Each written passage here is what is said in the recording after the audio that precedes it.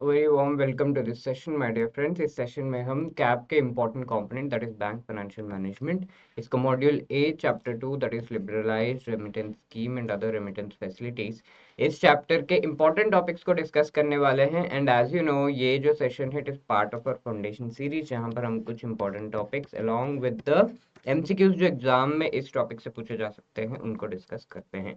So let us quickly begin. यहाँ पर हम कुछ चीजें इस चैप्टर से रिलेटेड पहले डिस्कस कर चुके हैं, right? So we are discussing the rest of the things. LRS कहाँ कहाँ पर अप्लाई होता है और कैसे कैसे अप्लाई होता है, कैसे ये फैसिलिटीज प्रोवाइड करता है फॉर रेमिटेंस, ये सब हम पहले देख चुके हैं।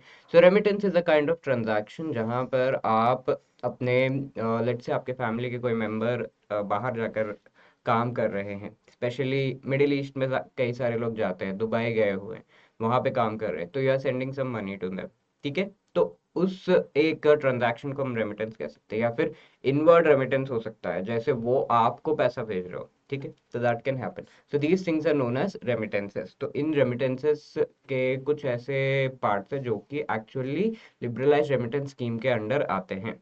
लिबरलाइज्ड यानी कि टर्म्स जो है रेमिटेंस से रिलेटेड वो थोड़े लिबरल है।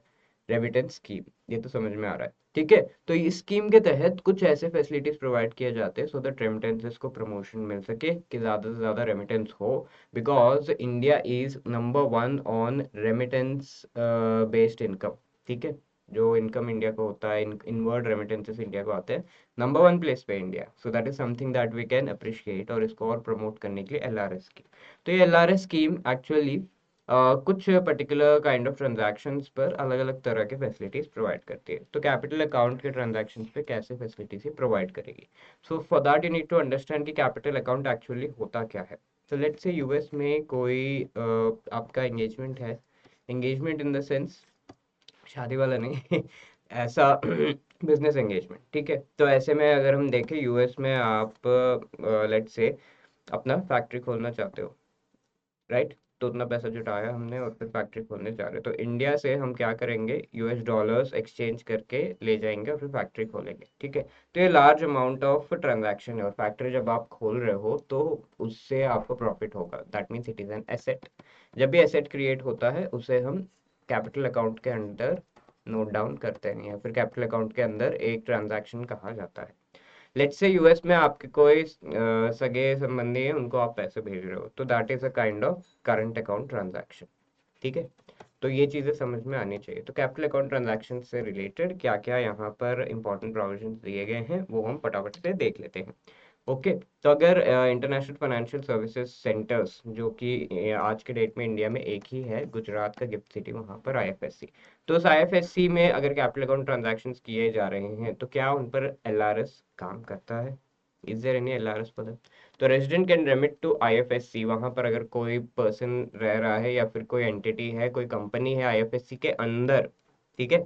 गिफ्ट सिटी के अंदर आईएफएससी है, and उसके अंदर अगर किसी एंटिटी को आप ट्रांसफर करना चाहते हो, so you can do that. Let me tell you, IFSCs for the sake of IFSCs and for that sake, जो गिफ्ट सिटी है पूरा का पूरा एससीजेड स्पेशल इकोनॉमिक जोन कहलाता है। तो इसका मतलब है ये इकोनॉमिक कंसिडरेशंस या फिर फाइनेंशियल कंसिडरेशंस के लिए फॉरेन टेरिटरी माना जाता है, इंडिया का नहीं माना जाता, इंडिया से बाहर का। यानी कि यहाँ पर कोई टैक्स वगैरह नहीं लगेगा। क्या हम यूएस में जाकर टैक्स ले सकते हैं उनसे? नहीं। इंडिया के पूरे टेरिटरी में कोई एक्टिविटी हो रही है तो गवर्नमेंट टैक्स ले सकती है, बट ये फॉरेन टेरिटरी जब माना जाता है यहाँ पर कम टैक्सेस लगते हैं या फिर नील लगते हैं, ताकि वहाँ पर स्पेशल काइंड ऑफ बिजनेस को प्रमोट किया जाए। सबको परमिशन भी नहीं मिलती वहाँ पर, टैक्स नहीं, हलो चलो सब लोग वहाँ पे दुकान खोल लेते हैं, नहीं, नहीं कर सकते। कुछ स्पेसिफिक एक्टिविटीज, कुछ कंडीशंस फुलफिल करने के बाद ही वहाँ पर अपना दुकान खोल सकते हैं, ठीक है? तो फॉरेन माना जाता है, and for because of that थोड़े कम टैक्सेस लगते हैं। तो हम जब आईएफएससी में इंडियन रेजिडेंट्स कोई भी ट्रांजैक्शन कर रहे हैं, तो it is like doing a transaction to a foreign country only, ठीक है? इसे भी रेमिटेंस के अंडर ही काउंट किया जाएगा। तो व्हाट आर द प्रोविजंस, किनको आप, क्या ऐसे कंडीशन है जिनको आपको एडियर करना होगा या फिर मानना होगा सो दैट आप ये चीज कर सको? ओनली इन्वेस्ट कर सकते हो आप ऐसे जगह पर। अकाउंट्स अगर आप खोल रहे हो तो non interest bearing foreign currency accounts ही ओपन किए जा सकते हैं। अकाउंट कैसे? फॉरेन करेंसी अकाउंट्स खाली आप खोल सकते हो, टाइम लिमिट कितना है? 15 दिन के अंदर कोई भी ऐसा पैसा है जो वहां पर फॉरेन करेंसी में कन्वर्ट किया हुआ है आपने, तो वो 15 दिन के अंदर अगर आपने यूज नहीं किया, आइडल पड़ा हुआ है, तो उससे कन्वर्ट कर दिया जाएगा इनटू आईएनआर अकाउंट एंड आपके लोकल डोमेस्टिक अकाउंट में जो है ट्रांसफर कर दिया जाएगा। और यहाँ पर रेसिडेंट्स है, no domestic transactions to other residents through foreign currency accounts held in IFS. ठीक है, डोमेस्टिक ट्रांजैक्शंस कोई नहीं करने हैं उन्हें, बाकी रेजिडेंट्स के साथ फॉरेन करेंसी अकाउंट है तो यहाँ आईएफएससी के अंदर से हम जो है ट्रांसफर कर रहे हैं। लेट्स से कोई पर्सन आईएफएससी के अंदर है तो वो नहीं किया जा सकता। आप फॉरेन करेंसी अकाउंट से सिर्फ इन्वेस्टमेंट और इंडिया से बाहर के ट्रांजैक्शंस वगैरह करने से रिलेटेड ही कर सकते हो। ठीक है, इसके साथ कैपिटल अकाउंट रेमिटेंसेस और भी क्या परमिटेड है उनको अगर हम देखें तो फॉरेन करेंसी अकाउंट्स आप ओपन कर सकते हो for the purchase of immovable property abroad. ठीक है, इंडिया से बाहर कोई, जैसा मैंने आपको बताया, इंडिया से बाहर अगर आप फैक्ट्री खोल रहे हो, ये एक प्रॉपर्टी है आपका, और इसको खरीदने के लिए इंडिया में आप फॉरेन करेंसी अकाउंट खोलोगे, इस अकाउंट से पैसे ट्रांसफर करवाओगे एंड यूएस में खोलोगे। ठीक है, एंड यूज करोगे उस मनी को। कई सारे टाइप्स ऑफ इन्वेस्टमेंट्स है, शेयर्स, डेट इंस्ट्रूमेंट्स। इंडिया के बाहर लेट्स से फॉरेन कंट्री के कोई कंपनी का शेयर है, उसमें आप पैसा लगाना चाहते हो तो you can do that. Mutual funds, venture capital funds हो गए, unrated debt securities, promissory note वगैरह फॉरेन करेंसी में या फिर फॉरेन कंट्री में अगर है तो you can take money from India under LRS so as to invest. Resident individual prohibited from making direct investments, joint venture या होली ओन्ड सब्सिडियरीज जो कि real estate, banking, business, financial services से related है, इसमें आप direct investment नहीं कर सकते।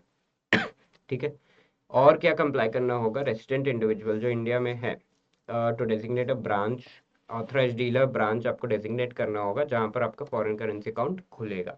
उस अकाउंट से ही सारे ट्रांजैक्शंस होंगे। इस अकाउंट को एटलीस्ट 1 ईयर तक आपको मेंटेन करना है पहले, अच्छे से उसमें फॉरेन करेंसी वगैरह रखनी है ताकि आप 1 ईयर के बाद उसे यूज कर सको फॉर सेंडिंग मनी आउट, यानी कि रेमिटेंस के लिए यूज कर सको। तो एटलीस्ट 1 ईयर आपको नहीं भेजना है, 1 ईयर के बाद ही आप भेज सकते हो उसे अच्छे से मेंटेन किया तो। और प्रॉपर्टी इन्वेस्टमेंट पे भी, क्योंकि एक कैपिटल अकाउंट ट्रांजैक्शन है, हमेशा मैंने आपको बताया था कि there is some limit, $US 2.5 lakh. ठीक है, यानी कि 250,000 US डॉलर तक ही आप ट्रांसफर कर सकते हो पैसे। US डॉलर है ये, आउट ऑफ इंडिया। ये काफ़ी बड़ा अमाउंट है बट हाँ इतना लिमिट है। क्रेडिट फैसिलिटीज़ कोई नहीं दिए जाएंगे आपको, कोई लोन इससे रिलेटेड आपके अकाउंट पर लोन्स वगैरह नहीं दिए जाएंगे। परमिसेबल रेमिटेंस क्या है? फैमिली मेम्बर्स, को ओनर्स, को पार्टनर्स, ओवरसीज प्रॉपर्टी आपकी है, जॉइंट ओनरशिप है तो उसमें आप पैसा लगा सकते हो। The other thing, LRS overseas से डायरेक्ट इन्वेस्टमेंट से रिलेटेड है, यानी कि अगर आप इंडिया से बाहर इन्वेस्टमेंट्स कर रहे हो उस पर भी एलआरएस लग रहा है। तो कुछ तो हम देख चुके हैं, बाकी देखते हैं। ओडीआई इन शेयर्स, शेयर्स वगैरह में पैसा लगा रहे हो, कंपल्सरीली कन्वर्टेबल प्रेफरेंस शेयर्स वगैरह में पैसा लगा रहे हो तो फीमा के अंडर जो भी प्रोविजन है उसके हिसाब से आप पैसे एलआरएस के अंडर ले जा सकते हो, स्कीम के बेनिफिट्स उठा सकते हो। डायरेक्ट इन्वेस्टमेंट फीमा के अंडर जो है, investment to contribution to the capital, subscription to memorandum of association, foreign entity, यानी कि किसी फॉरेन एंटिटी के साथ अगर आप बिजनेस वगैरह करना चाहते हो और इन्वेस्ट कर रहे हो तो you can take money under LRS. Purchase of existing shares of a foreign entity, same thing है। ठीक है, तो वही चीज़ है। अब इसके बाद में वी कैन सी कि जो रेसिडेंट इंडिविजुअल है कुछ चीज़ों से यहाँ पर भी प्रोहिबिटेड है, जैसे real estate, banking, financial services में पैसे नहीं लगाने। Investments in the existing joint venture, Holi owned subsidiaries, अगर एग्जिस्टिंग है, पहले से एग्जिस्ट कर रहे हैं, उसमें आप पैसे लगा रहे हो, देन $5 मिलियन से अबव अगर है तो valuation category 1 merchant banker, investment banker outside India, उनके द्वारा की जानी होगी। 5 मिलियन से अबव अगर ये इन्वेस्टमेंट है तो इस चीज को जो है अच्छे से मैनेज किया जाना होगा by the category 1 merchant banker. तो इसके बारे में आपको पता होगा, मर्चेंट बैंकर के 4 कैटेगरीज होते हैं, इसमें से कैटेगरी 1 जो है वो सबसे ज्यादा एक्टिविटीज को हैंडल करता है with respect to certain issues. ठीक है, ज़्यादा वेरिएड एक्टिविटीज़ होते हैं कैटेगरी 1 के जो मर्चेंट बैंकर से, तो वो या फिर इन्वेस्टमेंट मर्चेंट बैंकर इंडिया के बाहर जो है वो आपके इस मनी को मैनेज करेंगे। लेस देन 5 मिलियन है then you can US dollar से ये, तो सर्टिफिकेट बाय सीए सीपीए आपको लेना होगा कि हाँ ये पर्टिकुलर ट्रांजैक्शन किया जा रहा है एंड ये लीगल है, वैलिड है, इस तरीके से। और भी प्रोविजंस इसमें है, सारे ड्यूज आपके जो हैं इंडिया से बाहर आप जो ले गए हो और वो पैसे ऐसे यहाँ वहाँ आइडल पड़े हुए तो उनको इंडिया में रिपैट्रिएट यानी कि सेंड बैक करना होगा, कन्वर्ट करना होगा into rupees. Disinvestment shall be allowed only for 1 year from first investment. ठीक है, पहला इन्वेस्टमेंट करने के बाद अगर आपको डिसइन्वेस्टमेंट कर रहे हो, ठीक है, तो वो 1 साल के बाद, पहला इन्वेस्टमेंट आपने 1 जन को किया, ठीक है, तो अगले साल 1 जन के बाद ही आप कोई भी डिसइन्वेस्टमेंट कर सकते हो, क्योंकि आपने इन्वेस्ट किया, फटाक से डिसइन्वेस्ट करके थोड़ा सा पैसा कमा के निकल रहे हो, तो that is very bad thing, है ना, गलत है ये बहुत सारे लोगों का ट्रस्ट टूटता है, यहाँ पर बहुत चीज़ें होती है, तो आपने खोला फटाफट एंड 10 दिन में बंद करके भाग रहे हो, तो that is not correct. So at least 1 year आपको वो प्रॉपर्टी मेंटेन करनी होगी and then you can go for disinvesting it. No write off allowed for disinvestment. ठीक है, डिसइन्वेस्टमेंट अगर कर रहे हो तो राइट ऑफ यानी कि कोई भी डेट्स आपके हैं तो वो पे करके ही आप डिसइन्वेस्टमेंट कर सकते हो। ऐसा नहीं है कि कोई डेट जो है उसको राइट ऑफ करा दिया and then you are doing disinvestment, that is not allowed. ठीक है, prohibited, disinvestment prohibited in FATF non compliant countries. ठीक है, नॉन कंप्लाइंट कंट्रीज जो है वहाँ पर पहले तो आपको जाना नहीं चाहिए, अगर गए हो वहाँ पे प्रॉपर्टी एस्टेब्लिश किया है तो डिसइन्वेस्टमेंट अलाउड नहीं है। एफएटीएफ जो इंटरनेशनली सेट किए गए मेनली एंटी मनी लॉन्ड्रिंग जो रूल्स है उसके तहत एफएटीएफ सारे rules and regulations and condition set करता है। तो ये और भी चीज़ें हैं मैंडेट इसका, बट ये मेन है। तो ट्रांजैक्शन से रिलेटेड, तो इसको अगर फॉलो नहीं कर रहा है कोई कंट्री तो ऑब्वियसली वहाँ पर मनी लॉन्ड्रिंग हो रही है। तो इस चीज़ में अगर आप पैसा लगा रहे हो तो आपका डिसइन्वेस्टमेंट इज नॉट अलाउड। चलो पैसा डाल दिया, इन्वेस्ट तो कर दिया, बट पैसा खींच नहीं सकते बाहर। तो ये उल्टा ऐसे कान पकड़ के कहना है कि वहां मत जाओ। जेवीडब्ल्यूएस अगर है, joint venture wholly owned subsidiary, should be an operating entity only. ठीक है, पहले से ऑपरेटिंग होना चाहिए, नया एंटिटी नहीं हो सकता। इसके लिए डॉक्यूमेंटेशन कैसी है, आपको फॉर्म A2 एक फॉर्म है जो सबमिट करना होगा, सिंप्लीफाइड डॉक्यूमेंटेशन है। $25 25,000 तक अगर आप कर रहे हो तो डॉक्यूमेंट्स उतने नहीं देने, but other than that you have to submit the form A2। Declaration of source funds, PAN card, form ODI जो है इसका पार्ट 1, ODI नाम का फॉर्म है, उसका पार्ट 1 आपको within 30 days authorise dealer bank को सबमिट करना होगा। ठीक है, पार्ट 1 पार्ट 2 दोनों सबमिट करना होगा RBI को 30 days में। ठीक है, ऑथराइज डीलर बैंक को कर दिया, AD आगे पार्ट 1 पार्ट 2 दोनों, पार्ट 1 देखेगा उसके बेसिस पे पार्ट 2 फिल करके RBI को सबमिट करेगा कि ये पर्टिकुलर ट्रांजैक्शन हो रहा है। और क्या डॉक्यूमेंटेशन है इंडिविजुअल के द्वारा जो की जानी है, तो submit share certificate, other documents. तो ये वाले डॉक्यूमेंटेशन स्पेसिफिकली जो ऑथराइज डीलर बैंक है उनके लिए। ठीक है, आप क्या करोगे, शेयर्स जिसमें भी आप पैसा लगा रहे हो या फिर आपके हैं तो उनका सर्टिफिकेट आपको within 6 months from remittance date you have to give. Remittance कर दिया फिर 6 months के अंदर आपको वो सर्टिफिकेट प्रोवाइड करना है। पोस्ट इन्वेस्टमेंट चेंजेस अल्ट्रेशन अगर आप कर रहे हो तो 30 days में उस चीज़ का जो है इन्फॉर्मेशन होना चाहिए। Submit every year annual performance reports करना होगा, अगर आप बाहर पैसे भेज रहे हो तो एनुअल परफॉर्मेंस रिपोर्ट्स भेजने होंगे to RBI and the authorised dealer bank. Disinvestment 1 year तक के लिए अलाउड है फ्रॉम द रेमिटेंस, 1 year के बाद ही आप कर सकते हो, again same thing. Disinvestment reported to India 60 days में, ऑथराइज्ड डीलर बैंक को 30 days में आपको रिपोर्ट करना होगा कोई भी डिसइन्वेस्टमेंट अगर आप कर रहे हो। ओके, ओवरसीज डायरेक्ट इन्वेस्टमेंट से रिलेटेड ये है। अब loans by resident individuals to NRI close relatives का अगर भेजा जा रहा है, फ्री ऑफ इंटरेस्ट ये लोन दे सकते हो आप, मिनिमम मेच्योरिटी 1 year का होगा, पर्सनल बिजनेस पर्पसेस के लिए है एंड प्रोसीड्स NRO अकाउंट में आपके जाएंगे पैसे जो भी आप भेजना चाहते हो। ठीक है, आपके NRO अकाउंट से फिर उनके अकाउंट में जाएगा। Loan amount not remitted outside India. ठीक है, तो ये भी पैसे जो है वो उनका अकाउंट इंडिया में खुला होगा, उस अकाउंट में आप सेंड कर सकते हो, बट इंडिया से बाहर इसको बाकी कंट्रीज के अकाउंट्स में नहीं भेजना है आपको। लोन आप नहीं भेज सकते चिट फंड, निधि फंड्स के लिए, agriculture, plantation, real estate, farm houses, trading वगैरह के लिए आप लोन नहीं भेज सकते। Okay, so these are the capital account related सारे rules and regulations. Now moving ahead, reporting requirements यहाँ पर क्या है, तो ऑथराइज्ड डीलर बैंक जो है उन्हें RBI को रिपोर्ट करना होगा कि ये चीज़ हो रहा है। तो व्हाट आर द रिक्वायरमेंट्स, तो reporting based on declarations.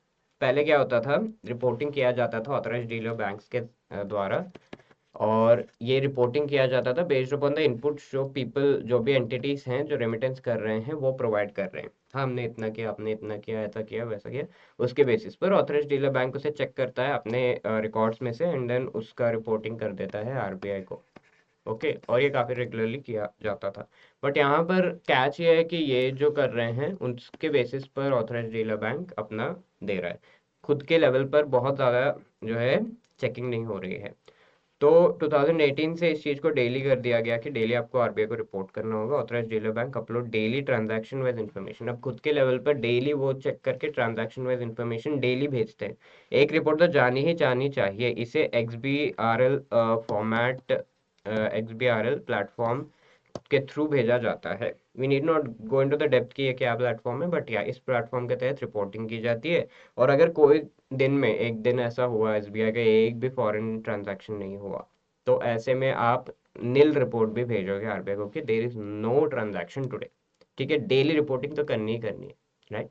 Now please let's answer this question. Funds idle in foreign currency account up to dash will be repatriated to INR account in IFSCs in India as per LRS under FEMA Act. ठीक है, आईएफएससीज में अगर आपके funds idol पड़े हुए foreign currency account में, तो कितने दिन में ये फंड्स ट्रांसफर हो जाएंगे into the normal INR accounts? 15, 20, 30 या 35 days. So the correct answer here is 15 days. अभी अभी हमने पढ़ा है ना। Then this question is homework for you. Let's see who answers this question. बहुत ही बढ़िया तरीके से आपको ये क्वेश्चन आंसर करना है in the comment section. For making a remittance related to capital account under the LRS as per the FEMA Act, one has to maintain the account for at least dash days before the date of remittance. कितना time के लिए आपको maintain करना है? 1 year, 2 year, 4 years या 5 years? Please do let me know in the comment section, and if you did like the session you can drop a mail at hello@edutab.co.in, या फिर हमें आप इस कमेंट सेक्शन में कमेंट करके भी बता सकते हो। आपका कोई भी क्वेरीज है, you can call us on 8146207241, या फिर hello@edutab.co.in पर आप डेफिनेटली हमें जो है मेल करके बता सकते हो। All the best for your preparation. Thank you. जय हिंद।